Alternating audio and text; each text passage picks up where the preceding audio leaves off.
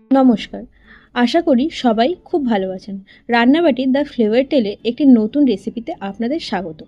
আজ নিয়ে এসেছি হোস্টেল স্টাইল চাউমিন, কিছু ট্রিক্স সহ। তার জন্য পুরো ভিডিওটি দেখতে হবে কিন্তু।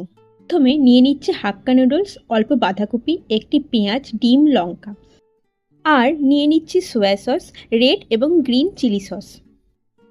এবারে সব সবজিগুলোকে ঝুড়ি ঝুড়ি করে কেটে নিলাম। এক্ষেত্রে বলে রাখি, আপনারা চাইলে গাজর এবং ক্যাপসিকামেরও ব্যবহার করতে পারেন। এবারে চাউমিনটা জলে অল্প লবণ ও তেল দিয়ে সিদ্ধ করে নিয়ে জল ঝরিয়ে নিলাম। এক্ষেত্রে মনে রাখতে হবে, জল ঝরানোর পরে সবসময় ঠান্ডা জলে চাউমিনটা ধুয়ে নেবেন, না হলে চাউমিনগুলো আরও বেশি সেদ্ধ হয়ে সেগুলো দলা পাকিয়ে যাবে। পর কড়াইতে কিছুটা তেল গরম করে তাতে লঙ্কাগুলো দিয়ে একটু নেড়ে সবজিগুলো ভাজার জন্য দিয়ে দিলাম। এরপর সবজিগুলোকে একটু ভালোভাবে ভেজে নিলাম। এক্ষেত্রে মনে রাখতে হবে, সবজি ভাজার সময় কিন্তু লবণ দেবেন না। লবণ দিলে সবজি থেকে জলগুলো বেরিয়ে গিয়ে সবজির ক্রাঞ্চিনেসটা নষ্ট হয়ে যাবে, তখন চাউমিনের সাথে খেতে অতটা ভালো লাগবে। এরপর সবজিগুলোকে একটু সাইড করে কড়াইয়ের মাঝখানে কিছুটা তেল দিয়ে তেলটিকে গরম হতে দেব এবং একটি ডিম ফেটিয়ে নিয়ে সেই তেলের মধ্যে দিয়ে দেব। এরপর আস্তে আস্তে সবজি ও ডিমগুলোকে একসঙ্গে আবার একটু ভেজে নেব।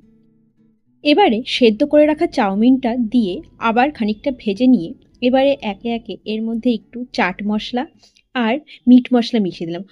জানি হয়তো চাট মশলা মিট মশলা এর সঙ্গে যায় না, কিন্তু আপনারা করে দেখবেন, খেতে এটি খুব ভালো লাগে। আমরা যারা হোস্টেলে থাকি তারা এইসব নতুন নতুন এক্সপেরিমেন্টাল খাবার খেতে খুব অভ্যস্ত হই, তাই এই মশলাগুলি আমার চাউমিনে খুব ভালো লাগে। এবারে খানিকটা লবণ মিশিয়ে নিলাম আমার স্বাদ অনুযায়ী। আপনারাও আপনাদের স্বাদ অনুযায়ী খানিকটা লবণ এখানে মিশিয়ে নেবেন। এরপর একে একে 1 টেবিল চামচ পরিমাণে সোয়া সস, রেড এবং গ্রিন চিলি সসও দিয়ে দিলাম, যদিও সোয়া সসটা রেকর্ড করতে ভুলে গিয়েছিলাম। এবারে সসগুলো দিয়ে আবার চাউমিনটিকে একটু ভেজে নিলাম। দেখুন, তৈরি হয়ে গেল একটি ইয়াম্মি টেস্টি চাউমিন রেসিপি। এরপর সাজিয়ে নিলাম একটু টমেটো সস এবং শসা দিয়ে। আপনারাও অবশ্যই ট্রাই করবেন আর বলবেন রেসিপিটি কেমন লাগলো। আর ভালো লাগলে অবশ্যই লাইক এবং কমেন্ট করবেন, আর চ্যানেলটিকে সাবস্ক্রাইব করতে কিন্তু ভুলবেন না। দেখা হচ্ছে আরেকটি নতুন রেসিপি নিয়ে খুব তাড়াতাড়ি।